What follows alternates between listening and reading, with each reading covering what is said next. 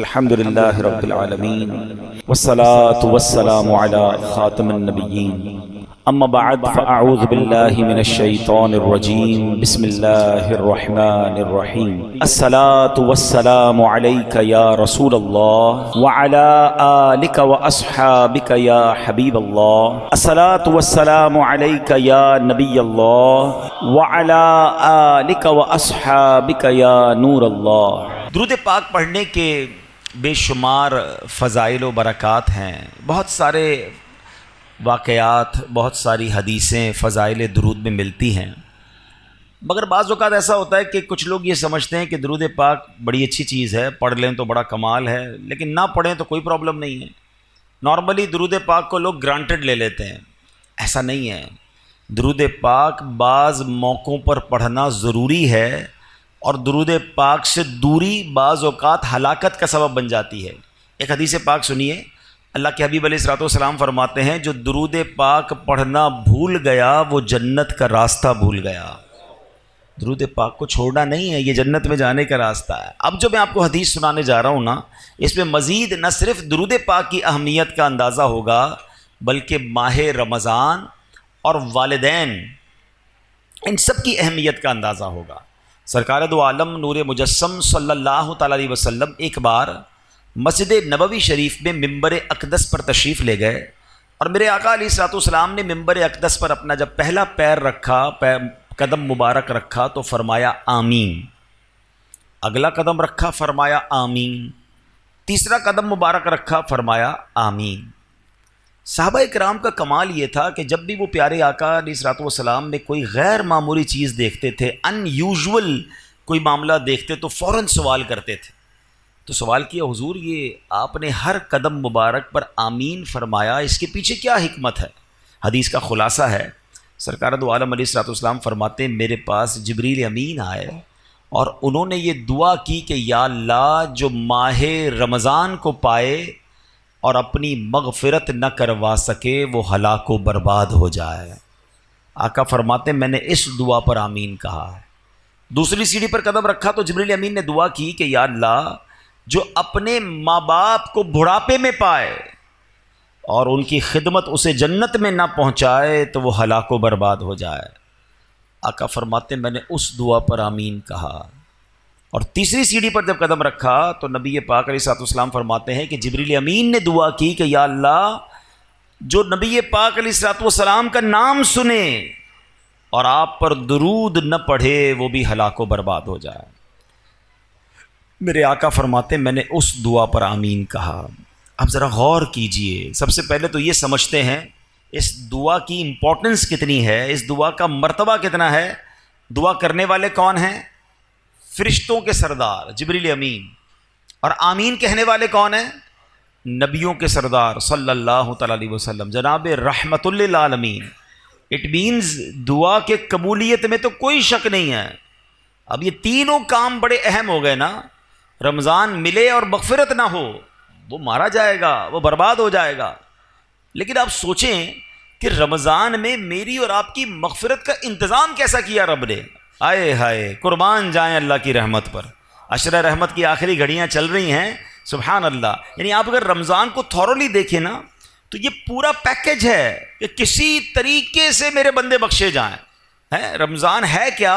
مولا علی شیر خدا کرم اللہ تعالی وجہ الکریم فرماتے ہیں اگر اللہ کو اس امت کو عذاب دینا ہوتا نا تو اس امت کو رمضان اور سورہ اخلاص عطا نہ فرماتا۔ بس ایک روایت سے سمجھ جاؤ نا کہ رمضان کیا ہے، یہ آیا ہی بخشوانے ہیں۔ اب ذرا پیکج دیکھیں کیا ہے۔ سب سے بڑا پرابلم ہمارا، ہمیں گناہوں کی طرف کون لے جاتا ہے؟ کون لے جاتا ہے؟ شیطان، ہمارا کھلا دشمن ہے نا، ہمیشہ بہکائے گا، نماز نہیں پڑھنے دے گا، عبادت نہیں کرنے دے گا، ہمارے دلوں میں وسوسے ڈالے گا۔ جو ہمارا سب سے بڑا دشمن ہے اس کو بند کر دیا، گلی مک گئی نا۔ اگر دشمن ہی نہیں ہے تو پھر تو مقابلہ ہی ختم ہو گیا۔ اچھا شیطان کو بند کیا، جنت کے دروازے کھول دیے، دوزخ کو تالے لگا دیے گئے، اور پھر سبحان اللہ فرمایا کہ روزہ دار کے لیے سمندر میں مچھلیاں، سوراخوں میں چونٹیاں بھی دعائیں کرتی ہیں۔ نفل کا ثواب فرض کے برابر، فرض کا ثواب 70 گنا کر دیا۔ روزانہ افطار کے وقت 10 لاکھ گناہگار جہنم سے آزاد کر دیے گئے۔ اچھا روزانہ رات رحمت کا فرشتہ ندا دے رہا ہے، آسمان سے آوازیں لگائی جا رہی ہیں، ہے کوئی مانگنے والا اس کی توبہ قبول کی جائے، ہے کوئی مغفرت کا سوالی اس کا سوال. یعنی جو فقیر ہوتا ہے نا وہ سخی کے در پہ جا کر کہتا ہے کچھ دے دو آپ کی مہربانی، وہاں سے خود ندائیں ہیں کہ مانگ لو جو مانگنا ہے. یہ بتاؤ بخشش کا کوئی بہانہ نہیں چھوڑا گیا ہے. لیکن اگر پھر بھی رمضان میں کوئی نہ بخشا جائے، جو اس مہینے میں بھی گناہ کرے، روزے نہ رکھے، نمازیں نہ پڑھے، ہیں اس مہینے میں راتوں کو گناہ میں گزارے، راتوں میں پھر برے کام کرے، اب کتنی سخت بات ہے کہ تمہارا دشمن شیطان بند کر دیا پھر بھی تم گناہوں سے باز نہیں آ رہے. اب اس میں بھی کچھ لوگوں کو وسوسہ آتا ہے کہ یار جب شیطان بند ہے تو گناہ کیوں ہو رہے ہیں؟ تو اس کی وجہ یہ علماء نے بڑی پیاری مثال دی کہ اگر آپ سائیکل چلائیں اور چلاتے چلاتے بہت دیر تک چلاتے رہے، اس کے بعد پیڈل مارنا چھوڑ دیں، پھر بھی سائیکل کافی دیر تک چلتی رہتی ہے. تو 11 مہینے جو شیطان نے پیڈل مارے نا ہم پر، تو یہ سائیکل کو بریک تو اچھا سائیکل پیڈل مارنا چھوڑ دیں پھر رکے گی کیسے؟ ایک بار روک دیں، اب نہیں چلے گی، کیونکہ جب تک آپ پیڈل نہیں ماریں گے سائیکل نہیں چلے گی. ایسا ہی ہے نا، ہم بریک نہیں مارتے، ہونا یہ چاہیے پہلی رمضان کو ہی بریک لگا دیں کہ بس اب گناہ نہیں کرنے. سارے گناہوں والے دوست دور، موبائل میں سارے وہ تمام گروپ سے ایگزٹ، تمام پیجز سے باہر جو مجھے گناہ کرواتے، بریک تو لگاؤ نا، پھر نہیں ہوگا رمضان میں گناہ. اگر بریک ہی نہیں لگ رہا، ہمیں دوست بھی وہی چاہیے، ہمیں موبائل میں بھی وہی دیکھنا ہے، ہمیں جناب معاذ اللہ ٹی وی میں بھی وہی دیکھنا ہے، تو آپ سوچیں رمضان میں گناہ کی پنشمنٹ بھی زیادہ ہے، اس کی سزا بھی زیادہ ہے، مگر لوگ گناہوں سے باز نہیں آتے رمضان میں. ایک حدیث سے اس کی سیویرٹی، اس کی سختی سمجھو. ہیں حدیث پاک کا مضمون ہے جو رمضان میں ایک گناہ کرے، ایک گناہ، اس کے 1 سال کے اعمال برباد کر دیے جائیں گے. ایسا نہ ہو کہ رمضان میں کروڑوں بخشے جائیں اور ہم اپنی بری عادتوں کی وجہ سے مارے جائیں. رمضان کی راتیں گناہوں کے لیے نہیں، عبادت کے لیے ہیں. رمضان کھانے پینے کے لیے نہیں، یہ تلاوت اور سجدوں کے لیے آیا ہے. تو نمبر 1 اس دعا کو یاد رکھنا کہ نبی پاک نے آمین کہا ہے کہ جو رمضان کو پائے اور اپنی مغفرت نہ کروا سکے وہ ہلاک ہو جائے.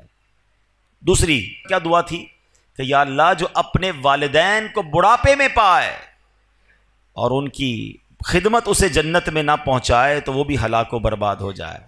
اب سوچئے کہ ہم اپنے والدین کی کتنی خدمت کرتے ہیں. جب والدین کی بات چلی ہے نا تو چلیں پہلے میں ہماری امی حضور حضرت خدیجۃ الکبریٰ رضی اللہ تعالیٰ کا بھی کچھ ذکر کر لوں کہ کیا عظیم ہستی ہیں. 10 رمضان ان کا یوم وصال ہے. کمال کی حدیث سنیے گا، بخاری شریف کی حدیث. جب پیارے آقا علیہ الصلوۃ والسلام غار حرا میں تشریف لے جایا کرتے تھے، ایک دن یہ ہوا کہ پیارے نبی رسول ہاشمی علیہ الصلوۃ والسلام غار حرا میں تشریف فرما تھے. حضرت جبریل امین بھی بارگاہ رسالت میں حاضر تھے. اتنے میں مسلمانوں کی پیاری امی جان رسول اکرم صلی اللہ تعالیٰ علیہ وسلم کی زوجہ محترمہ حضرت خدیجۃ الکبریٰ رضی اللہ تعالیٰ عنہ دور سے آتی ہوئی نظر آئیں. آگے کیا ہوا؟ بخاری شریف کی حدیث سے پاک سنیے کہ صحابی رسول حضرت ابو ہریرہ رضی اللہ تعالیٰ عنہ فرماتے ہیں حضرت جبریل امین نے خدیجۃ الکبریٰ رضی اللہ تعالیٰ عنہ کو دیکھا تو عرض کیا یا رسول اللہ صلی اللہ تعالیٰ علیہ وسلم، یہ خدیجہ آ رہی ہیں، ان کے پاس برتن ہے جس میں کھانا ہے، جب وہ آپ کے پاس پہنچ جائیں تو انہیں اللہ پاک کا بھی سلام دیجئے، میرا بھی سلام کہیے، اور انہیں یہ خوشخبری سنا دیجئے کہ جنت میں ان کے لیے اندر سے خالی یعنی خولدار موتیوں سے بنا ہوا گھر ہے جس میں نہ کوئی شور ہے نہ کوئی تکلیف ہے. اللہ کا سلام، جبریل امین کا سلام اور جنت میں گھر کی بشارت. جب حضرت خدیجہ نبی پاک کے پاس پہنچی تو پیارے آقا علیہ الصلوۃ والسلام نے فرمایا اللہ پاک اور حضرت جبریل نے تمہیں سلام کہا ہے. تو اس کا جواب دیتے ہوئے حضرت خدیجہ نے کیا کہا؟ ان اللہ هو السلام وعلی جبریل السلام وعلیک السلام ورحمۃ اللہ وبرکاتہ، یعنی اللہ پاک سلام ہے اور حضرت جبرائیل اور آپ علیہ الصلوۃ والسلام پر سلامتی، اللہ پاک کی رحمتیں اور برکتیں ہوں. یہ مرتبہ ہے ہماری امی حضور حضرت خدیجۃ الکبریٰ رضی اللہ تعالی عنہا کا. مادر اولین اہل ایمان کی ہے یہ اس کی بزرگی و پاکیزگی، برگزیدہ ہے رب محمد کی بھی، عرش سے جس پہ تسلیم نازل ہوئی، اس سرائے سلامت پہ لاکھوں سلام. اس کا جبریل ملحوظ رکھے ادب، جنتی گوہریں گھر اسے بخش رب، کوئی تکلیف اس میں نہ شور و شغب، منزل من قصب لا نصب لا صخب، ایسے کو شک کی زینت پہ لاکھوں سلام.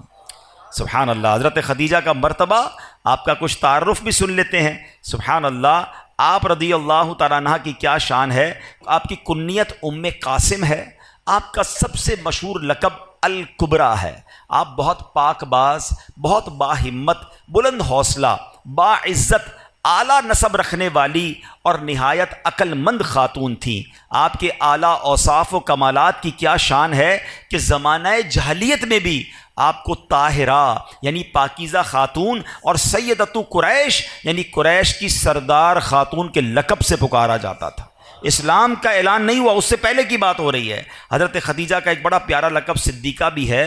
نبی پاک علیہ الصلوۃ والسلام نے فرمایا ہذہ صدیقۃ امتی، یعنی یہ میری امت کی صدیقہ ہیں۔ ایک اور خوبصورت بات کہ پیارے آقا کے 7 اولاد ہوئیں، یاد رکھیے گا، 7 بچے ہیں نبی پاک علیہ الصلوۃ والسلام کے، 4 شہزادیاں، حضرت زینب، حضرت رقیہ، حضرت ام کلثوم اور بی بی فاطمہ رضی اللہ تعالی عنہن، اور 3 شہزادے، حضرت قاسم، حضرت عبداللہ اور حضرت ابراہیم۔ ان میں سے صرف حضرت ابراہیم جو تھے وہ حضرت ماریہ قبطیہ رضی اللہ تعالیٰ عنہ کے شہزادے ہیں۔ باقی ساری اولاد نبی پاک علیہ الصلوۃ والسلام کی وہ حضرت خدیجہ رضی اللہ تعالیٰ عنہ سے ہے، یہ یاد رہے۔ ایک اور خوبصورت بات کہ جب نبی پاک علیہ الصلوۃ والسلام نے ان سے نکاح فرمایا، پیارے آقا کی عمر مبارک 25 سال تھی، اور جب تک بھی خدیجہ دنیا میں ظاہری حیات میں رہیں، میرے آقا علیہ الصلوۃ والسلام نے کسی اور سے نکاح نہیں کیا۔ اور ایک اور شاندار بات کہ تمام دنیا کے سیدوں کی، حسنی حسینی سیدوں کی جو نانی جان ہیں وہ حضرت خدیجۃ الکبریٰ رضی اللہ تعالیٰ عنہ۔ 65 سال کی عمر میں 10 رمضان المبارک 10 سن نبوی آپ کا وصال مکہ مکرمہ میں ہوا۔ آج بھی آپ کا مزار جنت المعالی مکہ مکرمہ میں موجود ہے۔ اللہ کریم تربت حضرت خدیجہ پر اپنی کروڑوں رحمتوں کی بارش نازل فرمائے اور ہم سب کو ان کے فیضان سے مالا مال فرمائے۔ آپ ایک رول ماڈل ہیں۔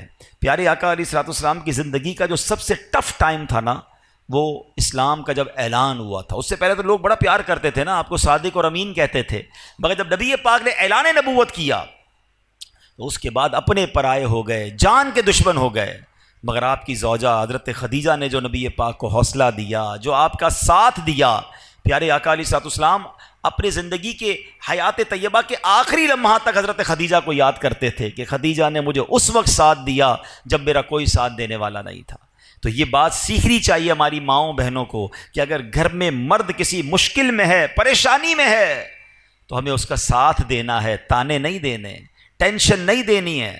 اور یاد رکھیں میری وہ بہنیں اور مائیں جو مشکل وقت میں اپنے شوہر کا، اپنے بھائی کا، اپنے والد کا ساتھ دیتی ہیں، وہ اللہ انہیں سکھ کے دن ضرور دکھاتا ہے۔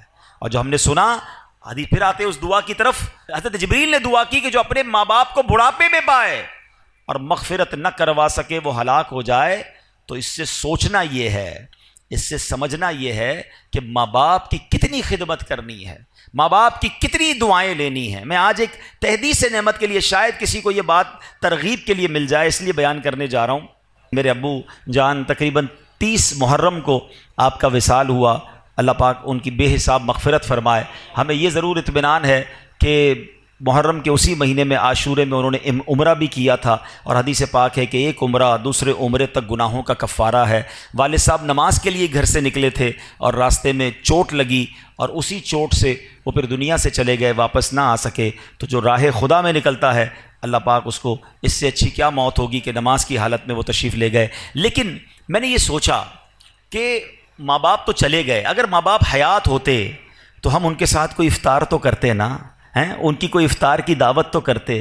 تو میں نے اور میرے بھائی نے مشورہ کیا کہ اب نہ امی ہیں نہ ابو ہیں، ان کی مسجدیں تو ہیں، تو کیوں نہ ہم وہاں جا کر قرآن خوانی کر کے ایک افطار اجتماع ان کے ایصال ثواب کا کریں، تاکہ ان کی روح کو ثواب پہنچے اور قبر میں بھی انہیں احساس ہو کہ انہیں بچے ان کے بھولے نہیں ہیں۔ یہ بات میں نہ کرتا، مگر میں اس لیے اس طرح کی بات کر رہا ہوں کہ شاید وہ لوگ جن کے ماں باپ چلے گئے ہیں ان کو ترغیب ملے کہ خدا کی قسم آج اگر آپ کے پاس ماں باپ ہیں، واللہ یو آر سو لکی، جس کے پاس ماں باپ بھی ہیں اور رمضان بھی ہے، آئے ہائے ہائے، اور کیا چاہیے تمہیں کہ ماں کے ساتھ افطار کرتے ہو، والد کے ساتھ افطار کرتے ہو، ماں کی دعائیں تمہارے ساتھ ہیں اور رب کی رحمتیں برس رہی ہیں، اس سے اچھی تو کوئی بات نہیں ہے۔ تو پلیز ماں باپ ہیں تو قدر کیجئے، دعائیں لیجئے، ان سے ان کو راضی کرنا، یہ تمہارے لیے جنت کا سامان ہے۔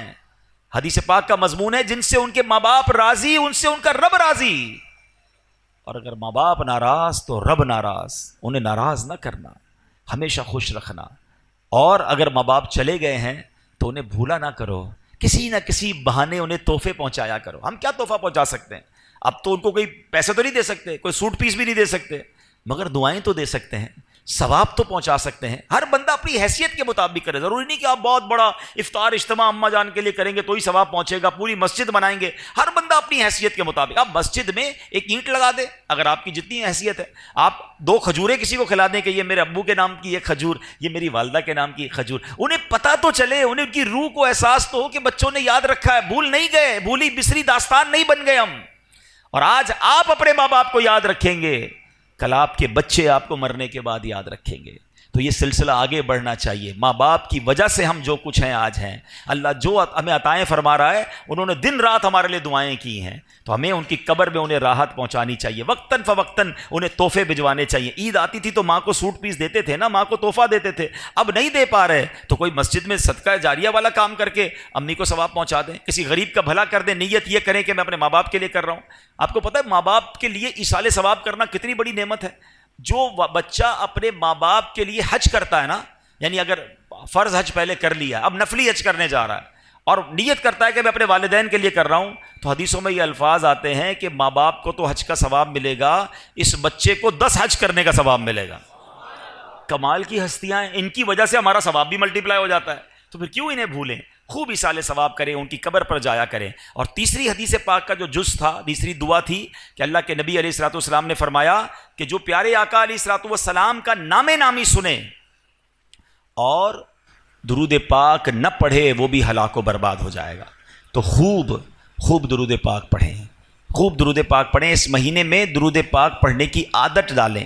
علماء نے یہ بڑا آسان کر دیا ہمارے لیے کہ اگر ہم کبھی نبی پاک علیہ الصلوۃ والسلام کا نام سنیں اور درود پڑھنا بھول گئے تو علماء کہتے ہیں دن میں ایک مخصوص تعداد میں درود پاک پڑھ لیا کرو، 100 بار، 200 بار، 300 بار، تو پورے دن میں جتنی بار بھی نام نامی سنا ہوگا، لیا ہوگا، درود نہیں پڑھ سکے تو اب جو یہ پڑھو گے یہ پڑھنا قائم مقام ہو جائے گا۔ تو اللہ کریم سے میں دعا کرتا ہوں کہ رب کریم ہمیں ماہ رمضان کی قدر نصیب فرمائے، اپنے والدین کی قدر نصیب فرمائے، ہمیں درود پاک کی کثرت کرنے کی توفیق عطا فرمائے۔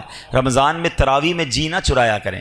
کچھ لوگوں کو دیکھا ہے شروع میں 3-4 دن آتے ہیں پھر غائب ہو جاتے ہیں، یا 2-5 روزہ 10 روزہ تراویح پڑھ کے سمجھتے ہیں تراویح معاف ہو گئی ہے۔ تراویح سنت موقدہ ہے۔ آپ کو پتہ ہے تراویح کا ثواب کتنا ہے؟ رمضان میں ہر سجدے پر اللہ کریم 1500 نیکیاں عطا فرماتا ہے، ہر سجدے پر جنت میں سرخ یاقوت کا ایک گھر عطا کیا جاتا ہے۔ ہائے ہائے ہائے، اتنی اللہ نے رحمتیں آسان کر دی، پھر ہم تراویحوں سے بھاگ جاتے ہیں۔ تراویح بھی پڑھیں، نوافل بھی پڑھیں، تہجد بھی پڑھیں، اللہ توفیق دے اشراق چاشت بھی پڑھیں، رغبت کریں۔ یہ وقت آیا، آپ کو پتہ ہے پچھلے رمضان میں کئی لوگ ہمارے ساتھ تھے، کیا پتہ اور آج نہیں ہے، کیا پتہ اگلے رمضان میں ہم نہ ہوں۔ تو اس رمضان کو اپنا آخری رمضان سمجھیں اور خوب عبادتیں کر لیں، یہ بخشوانے آیا ہے تو کر لیجئے جتنی نیکیاں کرنی ہیں۔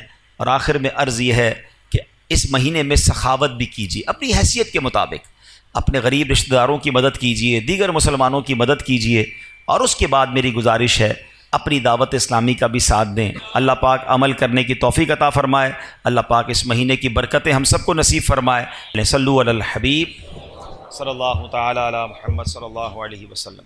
الحمدللہ رب العالمین والصلاة والسلام علی خاتم النبیین، یا ارحم الراحمین یا ارحم الراحمین یا ارحم الراحمین، یا ربنا یا ربنا یا ربنا یا ربنا یا ربنا۔ اے رب کریم ہماری زندگی میں جو ٹوٹے پھوٹے نیک اعمال ہیں میرے مالک، ان تمام اعمال کا ثواب سرکار دو عالم نور مجسم صلی اللہ تعالی علیہ وسلم کی بارگاہ میں ہدیتاً تحفتاً عقیدتاً پیش کرتے ہیں، قبول فرما۔